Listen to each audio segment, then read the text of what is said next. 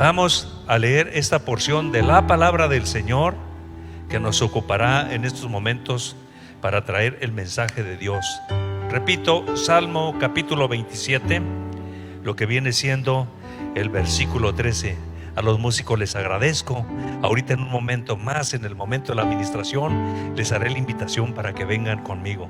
Absalón, ayúdame ahí con el teclado. Gracias a Dios por estos jóvenes, esta nueva generación que también sirve al Señor. Salmo 27, el verso 13. Hubiera yo desmayado si no creyese que veré la bondad de Jehová en la tierra de los vivientes. Qué hermosa e impresionante es la palabra del Señor. Vuelvo a leerlo porque sé que este mensaje, este texto de la Biblia desarrollado, explicado para todos ustedes que nos están escuchando, le va a traer una gran bendición. Hubiera yo desmayado si no creyere que veré la bondad de Jehová en la tierra de los vivientes. He leído el capítulo 27 de los Salmos.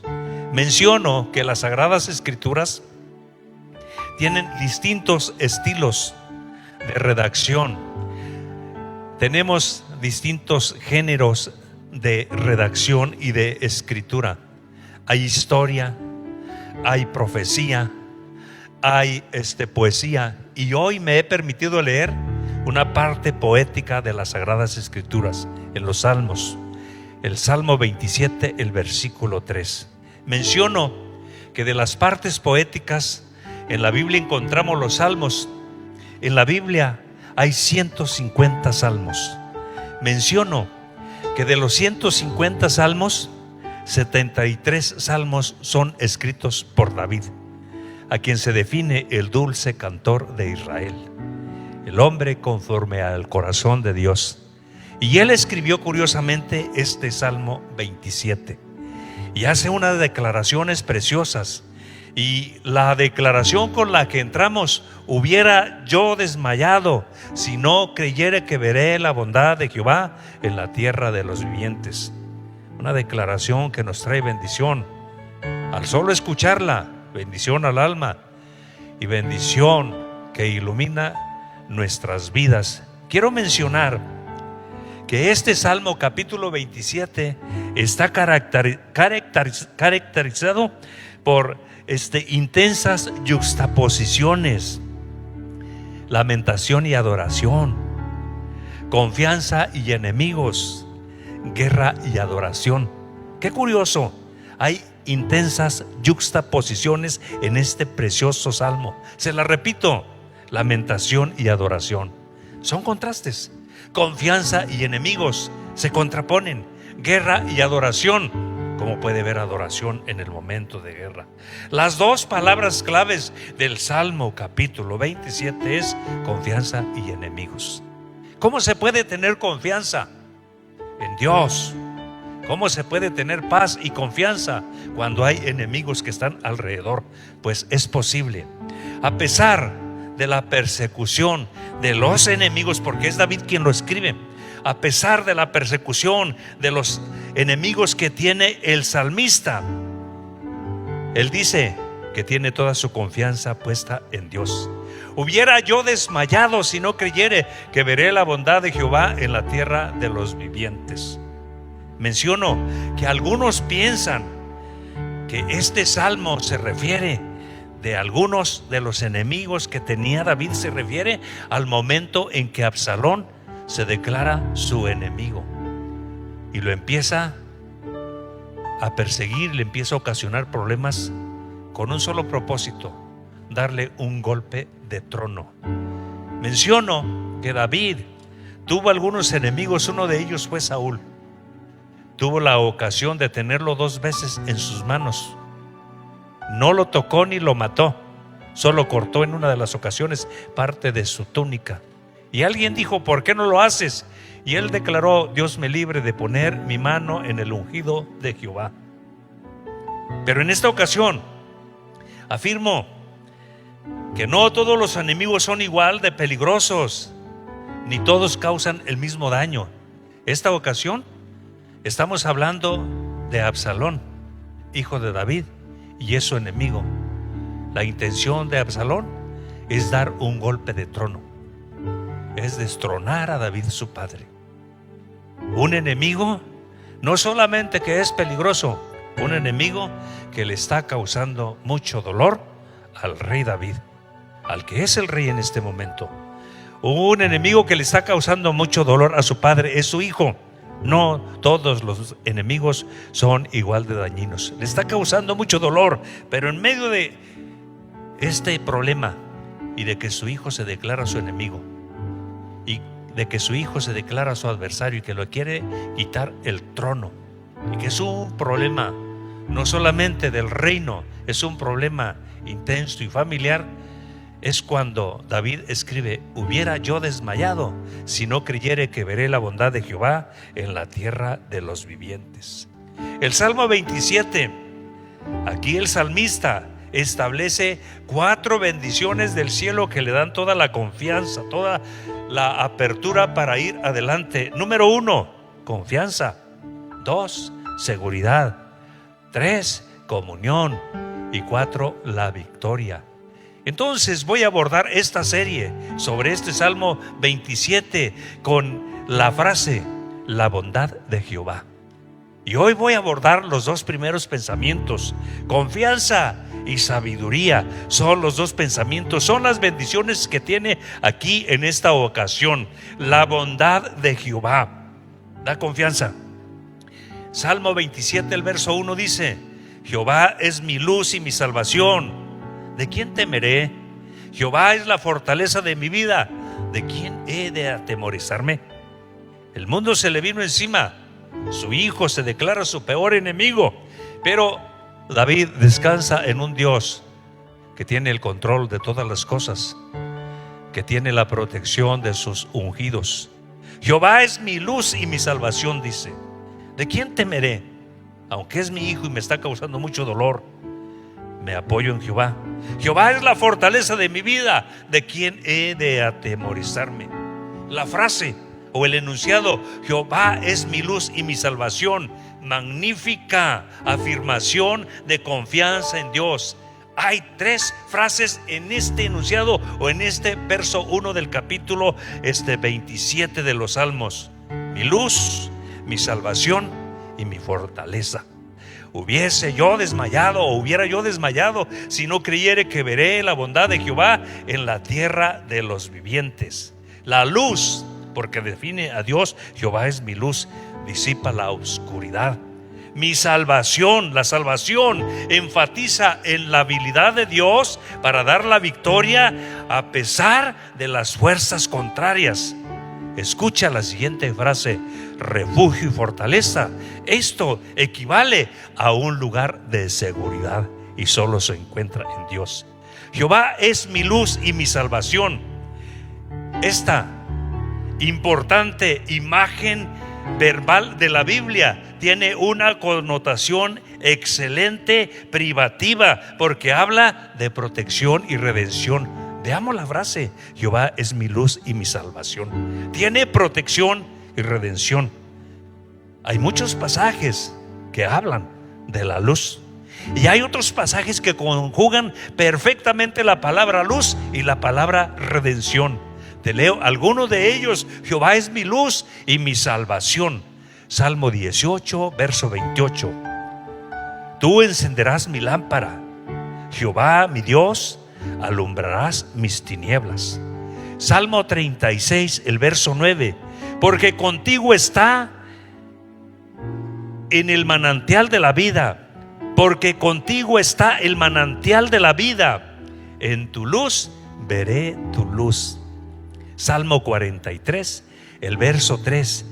Envía tu luz y tu verdad, estas me guiarán, me conducirán a tu santo monte, a tus moradas. Juan capítulo 2, el verso 46. Yo, la luz, he venido al mundo para que todo aquel que cree en mí no permanezca en tinieblas. Por eso la frase Jehová es mi luz y mi salvación es una conjugación de que Dios, con su presencia y con su palabra, alumbra en medio de las tinieblas. de que Dios, con su presencia y con su palabra, guía al hombre a la redención. Te vuelvo a leer lo que dice Juan capítulo 2, el verso 46. Yo, la luz, he venido al mundo para que todo aquel que cree en mí no tropiece en las tinieblas. Primera carta de Juan, el capítulo 1, verso 5 y verso 7. Este es el mensaje que hemos oído de Él y os anunciamos: Dios es luz y no hay tinieblas en Él. Pero si andamos en luz, como Él está en luz, tenemos comunión unos con los otros, y la sangre de Jesucristo nos limpia de todo pecado. Jehová es mi luz y mi salvación. Habla de un mensaje completo que tiene la Biblia. Luz para guiarte en los momentos difíciles, luz para guiarte en las tinieblas, luz para llevarte a la verdad, luz que te conduce a la redención. Menciono nuevamente esa declaración de Juan: para que todo aquel que cree en mí no permanezca en tinieblas. Menciono esa declaración de 1 de Juan capítulo 1, el verso 7. Pero si andamos en luz como Él está en luz, tenemos comunión unos con otros, y la sangre de Jesucristo nos limpia de todo pecado. ¿De quién temeré?, dijo David. ¿De quién temeré? Porque está haciendo esa declaración, esa afirmación contundente: Jehová es mi luz y mi salvación. Y se hace la pregunta: ¿de quién temeré? Los enemigos del hombre pueden ser sus propias debilidades internas de su vieja naturaleza. Pueden ser personas externas o ajenas a él o de la propia familia.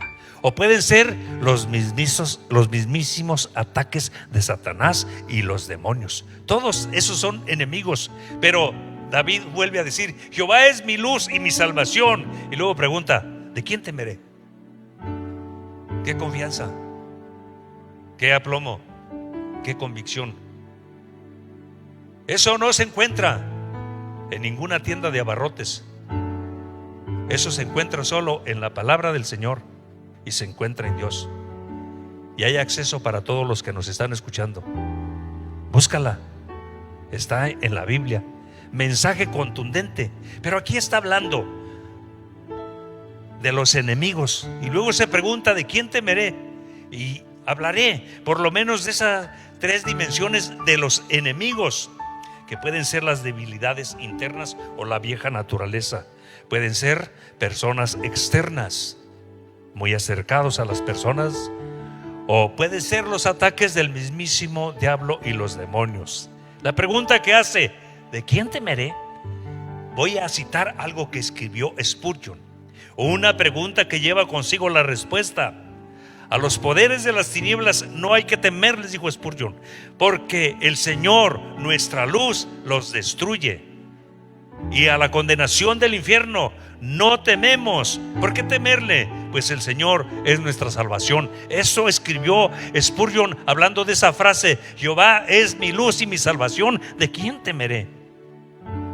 Los malignos, si nuestros enemigos fueren los de nuestra propia casa o personas piadosas, será algo lamentable, algo que lastima. Pero tratándose de los malignos fuera de este vínculo, su aborrecimiento es mejor que su amor. Si me gano el favor de los hombres, no me estorba, pero si se convierten en mis enemigos, me ayudan. Esta frase la escribí en un momento difícil que pasaba en el 1979 en un pastorado. Estaba en el pastorado, se me vinieron problemas muy difíciles. Me declararon problemas muchas personas y me declararon la guerra. Y estaba yo meditando y orando, y se me vino la frase: si me gano el favor de los hombres, no me estorban, pero si se convierten en mis enemigos, me ayudan. Porque entonces hay que ir a Dios y confiar en Dios. Entonces hay que remitirlos a Dios. Por eso Spurgeon dijo: los malignos, si nuestros enemigos fueren los de nuestra propia casa o personas piadosas, qué daño hacen, cuánto dolor hay en el corazón. Pero tratándose de los malignos fuera de este vínculo, si nos aborrecen, su aborrecimiento no nos hace daño, porque el amor cubre multitud de pecados. Es mejor el amor de Dios. Juan Wesley hace una plegaria sobre esa misma declaración: Señor, si he de tener pugnas, que no sean con tu pueblo, que no sean con los redimidos. Cuando tenemos como enemigos a los que nos aborrecen por ser del pueblo de Dios, hallamos por lo menos esta consolación. Fíjese qué importante.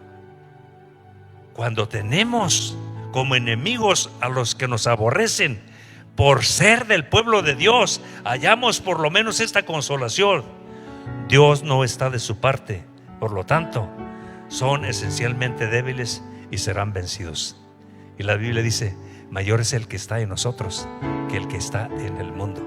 Jehová es mi luz y mi salvación. Vea la declaración.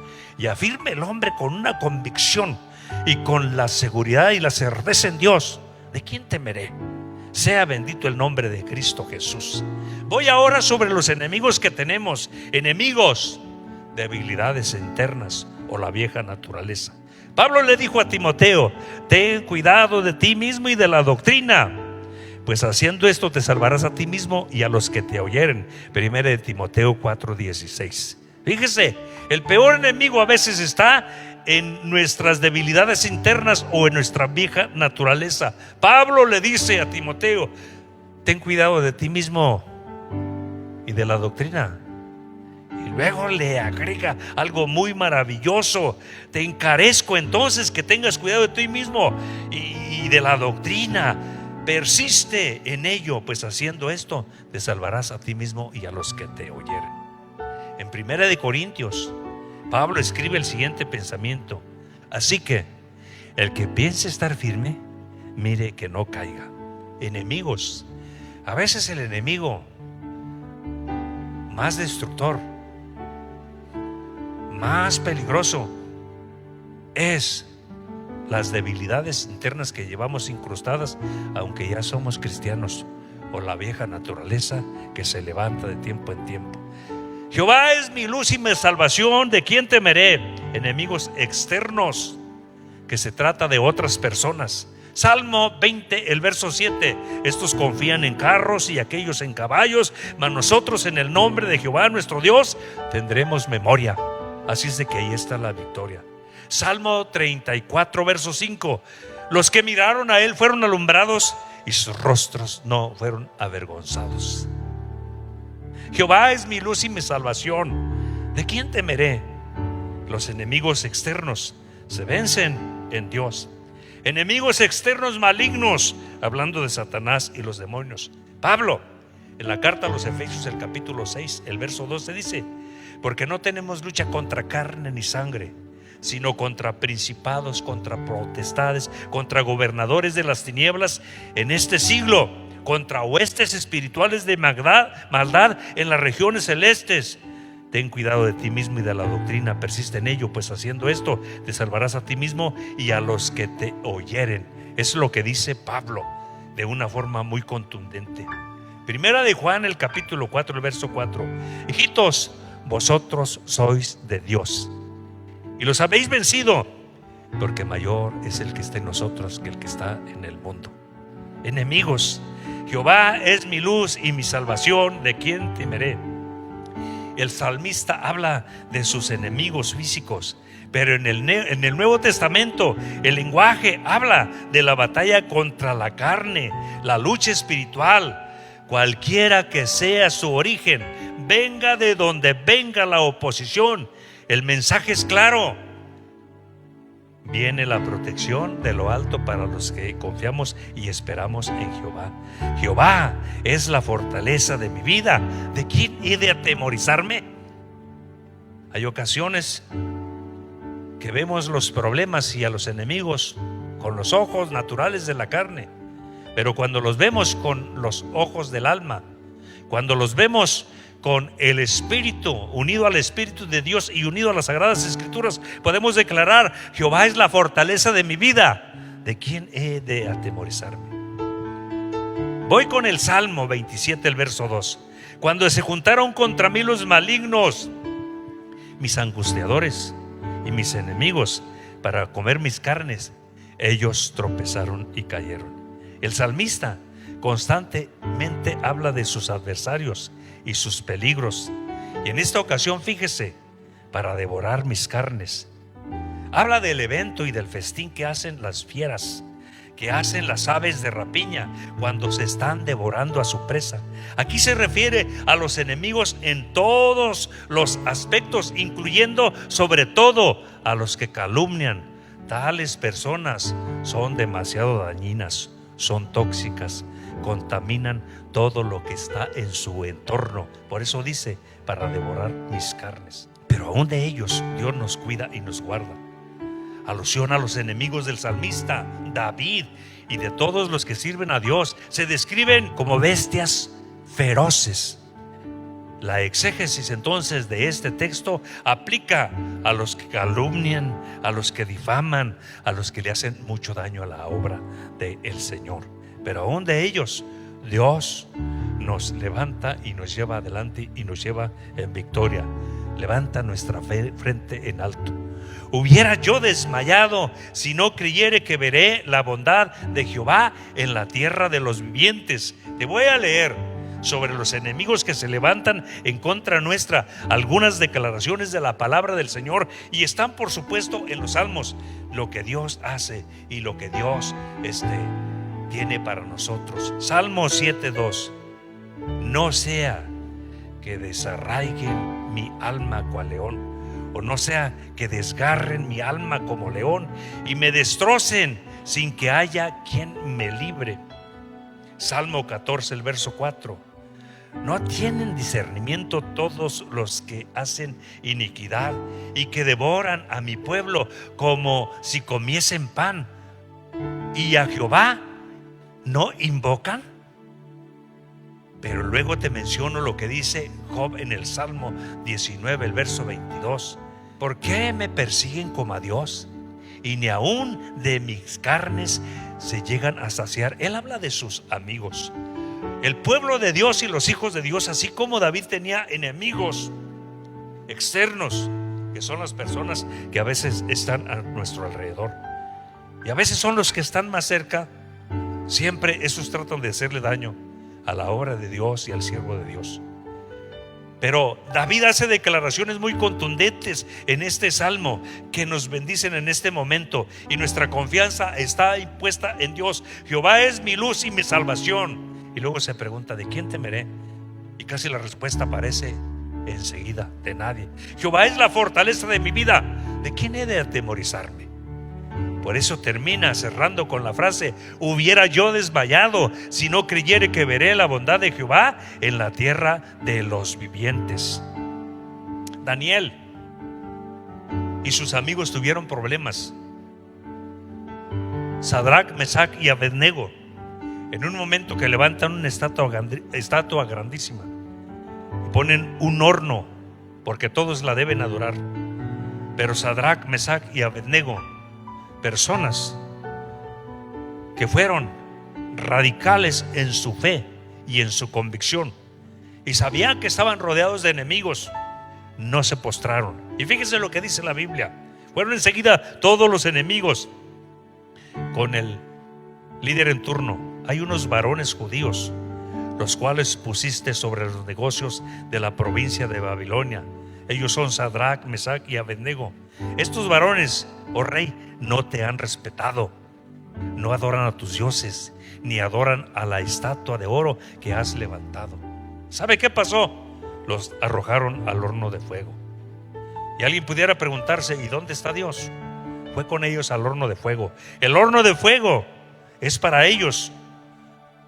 Son procesados por el fuego, y Dios los libra, porque fiel es Dios para guardar a los suyos. En el tiempo de Daniel, a Daniel lo metieron en el foso de los leones, también porque sus amigos, los que estaban más cerca del rey y de él mismo, también hicieron un edicto que nadie podía pedirle nada a ninguna otra persona, a ningún otro Dios durante X tiempo. Y así se menciona, pues Daniel no dejó de hacerlo, lo hacía 3 veces al día. Así es de que lo arrojan al foso de los leones. El foso de los leones es una trampa preparada para los que aman a Dios. Una trampa para Daniel, odiado por los mortales, por Satanás y por los demonios. Dios lo libra y hace uso de un ángel, el cual fue hasta el foso de los leones. Permítame imaginarlo así. Le amarró el hocico a los leones. Cuando Daniel cayó ahí, no pudieron dañarlo. ¿De quién temeré? Jehová es la fortaleza de mi vida. ¿De quién he de atemorizarme? Amigo que me escuchas, pueblo de Dios, consiervo de Dios, te digo una cosa: Dios está con nosotros. Él es el poderoso gigante para llevarnos adelante y llevarnos en victoria. Ellos tropezaron y cayeron, dice la Biblia. Aquí se declara una derrota absoluta. Sin Dios no hay enemigo pequeño, pero con Dios ningún enemigo es grande, aunque así parezca. Hubiera yo desmayado si no creyese que veré la bondad de Jehová en la tierra de los vivientes. Una declaración de fe y convicción en el poder de Dios, el cual te da el control de todo lo que está a tu alrededor. Aunque un ejército acampe contra mí, no temerá mi corazón. Aunque contra mí se levante guerra, yo estaré confiado en ese Dios maravilloso. Estamos viviendo un tiempo muy difícil. Descansa en el Señor. En cuanto a la pandemia del coronavirus, en cuanto a la crisis económica, descansa en el Señor. El encierro está trastornando los nervios de muchas personas. Yo solamente te digo, descansa en el Señor. Aunque un ejército acampe contra mí, no temerá mi corazón. Aunque contra mí se levante guerra, yo estaré confiado. Dios es nuestra confianza. Estoy tratando el tema, la bondad de Jehová. Te menciono la segunda bendición que trae la bondad de Jehová: sabiduría. Fíjate lo que dice el salmista David en el capítulo 27, el verso 4. Una cosa he demandado a Jehová, y esta buscaré, que esté yo en la casa de Jehová todos los días de mi vida, para contemplar su hermosura y para inquirir en su templo. Qué frase tan importante, qué sabiduría tan atinada, qué convicción y qué aplomo del salmista. Una cosa he demandado a Jehová, y esta buscaré, que esté yo en la casa de Jehová todos los días de mi vida, para inquirir en su templo. Una cosa, fíjate con qué frase empieza. Una cosa es una expresión literaria. Se encuentra en todos los estilos literarios, en el secular, y se encuentra también en el sagrado. Una cosa. Si tú has leído la Biblia con cuidado, encuentras recurrentemente la palabra cosa, cosas, una cosa. Hasta pudiera decir uno, cosismo. La Biblia está llena de cosismos, pero no, es una figura literaria. La utilizan los escritores sagrados y la utilizan los seculares. Cuando dice aquí en esta ocasión, una cosa he demandado, él está diciendo, tengo un propósito definido, tengo una determinación, he determinado un estilo de vida, y esa es mi convicción. Es la convicción como un hijo de Dios, como un seguidor de Dios, que esté yo en la casa de Jehová todos los días de mi vida. Cuando él dice tengo una cosa, está hablando, tengo un propósito definido, tengo un estilo de vida. La casa de Dios para mí significa mucho. Estar en la casa con mi Dios es lo máximo, es el punto de referencia entre mi Creador y yo como criatura. Es el punto de referencia entre Cristo, mi Redentor, y yo siendo su redimido. Es el punto de referencia entre el Espíritu Santo y yo siendo un santificado y un guiado por su Espíritu Santo. Pablo utiliza esa figura de la cosa o una cosa. Fíjate lo que dice: hermanos, yo mismo no pretendo haberlo alcanzado todo, pero una cosa hago. O sea, Pablo está diciendo, yo tengo un propósito definido, olvidando ciertamente todo lo que queda atrás y extendiéndome hacia adelante, prosigo para alcanzar aquello para lo que yo fui alcanzado.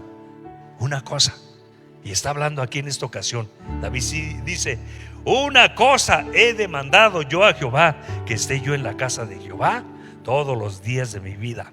La Biblia constantemente enfatiza que el creyente debe buscar a Dios, debe permanecer en la comunión con Cristo Jesús, debe darle la importancia que se merece Dios y que se merece la casa de Dios. Una cosa he determinado, que esté yo en la casa de Jehová todos los días para contemplar la hermosura de Jehová, morar en la casa de Jehová. Entonces aquí se refiere vivir permanentemente en contacto y en la presencia de Dios. A eso se refiere. Este estilo de vida incluye visitar constantemente la casa de Dios, visitar constantemente el templo. Les aseguro que en estos días que se mandó cerrar los templos, que se cancelaron las celebraciones de los cultos, somos cientos y cientos de hermanos que cómo extrañamos la casa de Dios, cómo extrañamos a los hermanos, cómo extrañamos la coinonía, habitar juntos, adorar juntos, celebrar juntos, sentir juntos la presencia del Señor. Cómo la extrañamos, cómo lo sentimos. Pero sorpréndete, en medio de todas estas cosas hay algunos que no extrañan esto, y me refiero de los que han estado asistiendo a los templos. No extrañan esto. Ellos son los que son religiosos. Ellos son tal vez los que tienen algún problema con su moral, con su conducta, algún problema espiritual, el cual no quieren corregir y no lo pueden corregir. Por eso les da igual si el templo está abierto o está cerrado. Tal vez ya no vuelvan, pero tú y yo vamos a volver. Extrañamos la casa de Dios. Voy a mencionarles algo. El primer domingo que cerramos el templo Monte de los Olivos, me vine temprano como siempre. Unos 10 minutos antes de las 8 abrí el templo, como siempre lo abrimos, pero estaba yo solo. Este es mi lugar donde yo oro. Me hinqué a orar y le dije a Dios: es el primer domingo que estoy solo en tu casa y que no va a venir el pueblo de los redimidos para que te hagamos fiesta. Me fui como a las 10:30 de la mañana. Me deprimí por primera vez en mi vida. Yo no quería que me deprimía, pero sentía tanta tristeza, tanto dolor, que la casa de Dios estuviera cerrada y que los redimidos no pudiéramos estar juntos para adorar al Señor. Había mucha tristeza en mi corazón. Me deprimí. Ni siquiera así en mi vida. Pasó todo el día así. No me puse ropa limpia. Con la ropa que vine aquí a orar, con esa me mantuve todo el día. Pero cosa curiosa, habrá quienes, los religiosos, los que tienen algún problema moral, algún problema con su vida espiritual, esos no extrañan, y te aseguro que tal vez no volverán. Fíjate lo que dice David en el Salmo 15, el verso 1 y el verso 3. Jehová, ¿quién habitará en tu tabernáculo? ¿Quién morará en tu monte santo? El que anda en integridad y hace justicia y habla verdad en su corazón, el que no calumnia con su lengua, ni hace mal a su prójimo, ni admite reproche alguno contra su vecino. Fíjate, algunos no lo extrañan, tú y yo lo extrañamos. Cuán amables son tus moradas, oh Jehová de los ejércitos. Anhela mi alma y aún ardientemente desea los atrios de Jehová. Mi corazón y mi carne cantan al Dios vivo. Porque mejor es un día en tus atrios que 1000 fuera de ellos.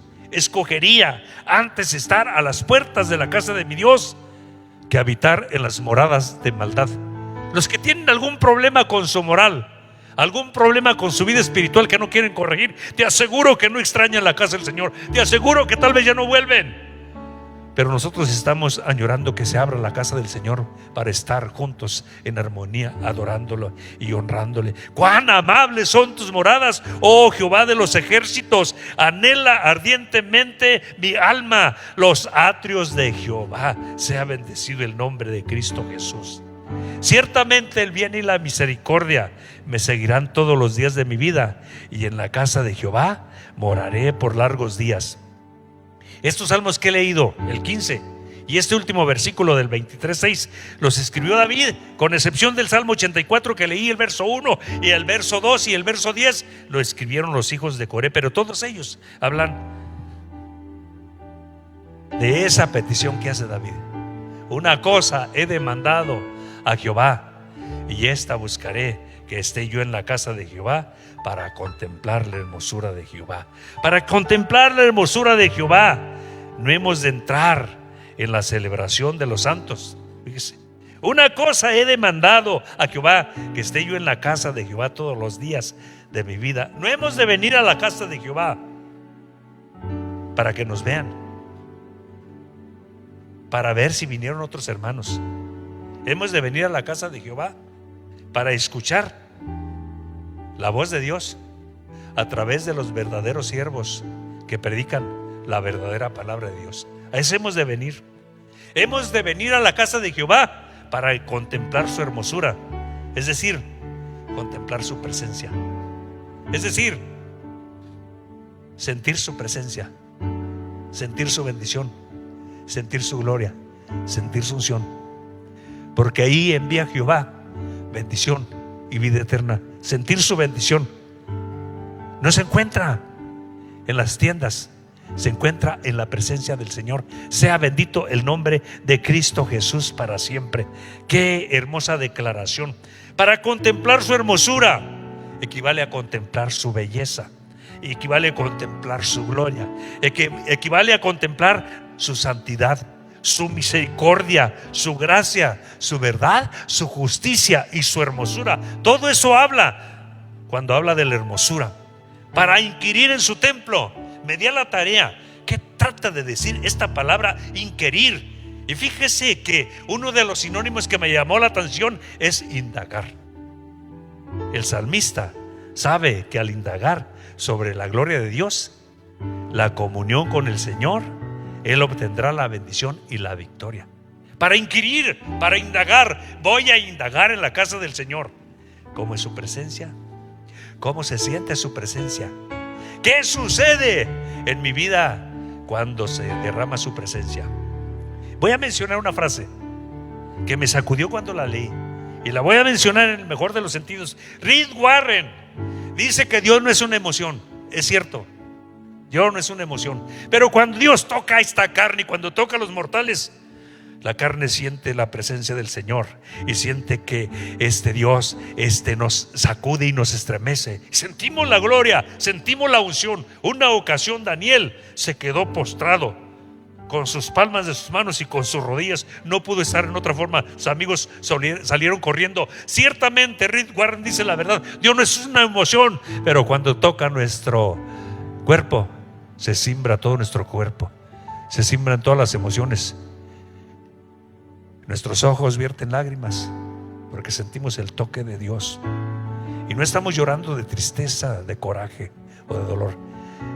Lloramos porque nuestra alma siente una caricia del cielo. Sea bendito el nombre de Cristo Jesús. Inquirir entonces es indagar. ¿Cómo es la gloria de Dios? ¿Cómo se siente la presencia del Señor? ¿Cómo es la bendición del Señor? Finalmente, que esté yo en la casa de Jehová todos los días de mi vida para contemplar la hermosura de Jehová. Cierro con esta frase: porque Él me esconderá en su tabernáculo en el día del mal, me ocultará en lo reservado de su morada, sobre una roca me pondrá en alto. Eso dijo David. Ya, dice, cuando yo vaya a la presencia del Señor, si le doy el lugar a Dios y a la casa de Dios que debo darle en mi vida, entonces él terminó diciendo: porque Él me esconderá en su tabernáculo en el día malo, me ocultará en lo reservado de su morada, sobre una roca me pondrá en alto. Menciono esto David describe aquí los privilegios de la protección divina, que equivale a estar escondido en su tabernáculo o en el templo.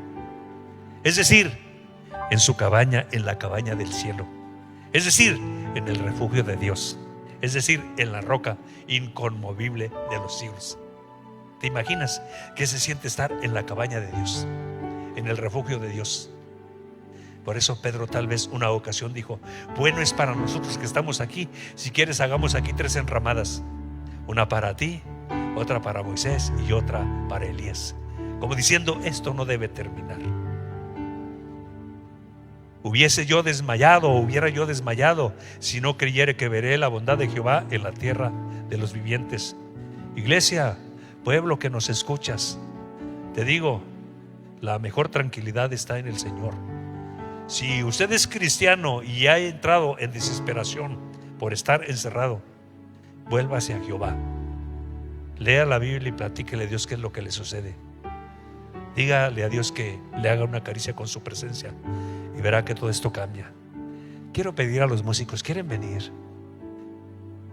Porque nosotros servimos y adoramos al Dios de los cielos, al Dios de la tierra, al Dios del mar, al Dios que habita en los templos, al Dios que habita en su santidad. Qué precioso, qué maravilloso. Dios está con nosotros en este lugar.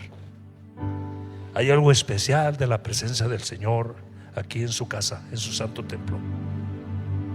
Escuche esta alabanza y junto con esta alabanza quiero orar por todos los pocos muchachos que estamos aquí, los técnicos, los músicos, pero orar por ustedes, la iglesia que están ahí en su casa. Orar por aquellos que tal vez no son de su iglesia, que son familiares de algunos hermanos, para que la bendición del Señor sea con nosotros. Escuche esta preciosa alabanza. A ese Dios venimos a adorar.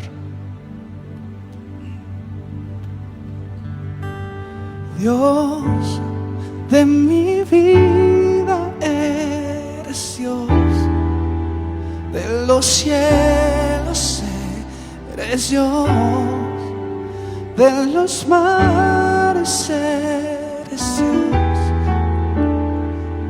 sobrenatural de la tierra, eres. Quiero invitarte para que cierres tus ojos ahí donde estás. Vamos a orar. Gracias, Dios Todopoderoso. Tú eres el Todopoderoso. Tú eres el Dios de los cielos, el Dios de la tierra, el Dios del mar, el Dios de mi vida, el Dios que habita en la alabanza, el Dios que habita en los templos. Tu pueblo, tu iglesia, no nos hemos podido congregar en los templos, pero demuéstrale a tu pueblo y a tu iglesia cuánto lo amas. Quítale la desesperación, quita esa ansia que ha tomado a muchos creyentes ya. Quita ese temor que los ha tomado. Quita ese temor por la preocupación. Enséñales que tú eres el Dios de los cielos, de la tierra, del mar, que tú eres el Dios que habita en la alabanza, que tú eres el Dios que habita en la santidad, que tú eres el Dios que está en el templo, que tú eres el Dios que toma el control de todas las cosas. Toma, Señor, el alma, el sistema nervioso de tu pueblo ahora. Toma el control de sus vidas. Los pongo bajo tu presencia, los pongo bajo tu cobertura. Dios, en el precioso nombre de Jesús, bendice a tu pueblo, bendice a tus hijos ahí donde están. Toma el control de sus vidas, Señor. Toma el control de cada uno de tus hijos. Bendícelos, y que a través de esta situación que vivimos haya muchas personas que ahora su parte espiritual se desarrolla y despierta para que ellos vengan y te busquen. Tú eres el Dios de todas las cosas. Hubiera yo desmayado si no creyere que veré la bondad de Jehová en la tierra de los vivientes. Tú estás con nosotros. Tú eres grande, tú eres precioso. Te adoramos. Bendice a tu pueblo, bendice a las familias de esta congregación, bendice a tus hijos, bendice a tu iglesia, bendice a tu iglesia, Señor. Fortalece a tu iglesia. Bendice a tu iglesia, Señor. Bendice a tu pueblo. Precioso, maravilloso. Síguelo con tu presencia. Eres grande, eres especial, eres maravilloso. Eres maravilloso, Señor. Eres especial. Gloria a tu nombre, Dios, por siempre. Qué especial es sentirte. Qué especial es descansar en tu presencia. Gracias, Señor. Eres maravilloso. Eres especial. Eres poderoso. Sigue orando ahí donde estás. Sé que Dios te está tocando. Sé que Dios está pasando por tu casa. Y sé que Dios está pasando ahí por tu vida. Ora, vamos, no pares. Este es un momento especial. Este es un momento íntimo entre tú y Dios. Hazlo, sigue orando. Dios de los cielos eres tú. Dios de mi vida eres tú. Vamos, descansa en el Señor. Vamos, suelta esa ansiedad que sientes en Dios. Vamos, descansa. Vamos, pide la fortaleza del Señor. Pide la bendición del cielo. Gracias, Señor. Gracias, Señor, por este regalo de este domingo. Gracias por este regalo de tu presencia. Gracias por esta caricia del cielo que tú haces a tus hijos ahí donde ellos están, Señor. Ahí donde ellos están, hazles una caricia con tu presencia, con tu bendición. Visítalos, tócalos. Derrama tu bendición, derrama tu presencia, derrama tu gloria ahí donde ellos están. En el precioso nombre de Jesús. Gracias, Señor Jesús. Eres especial.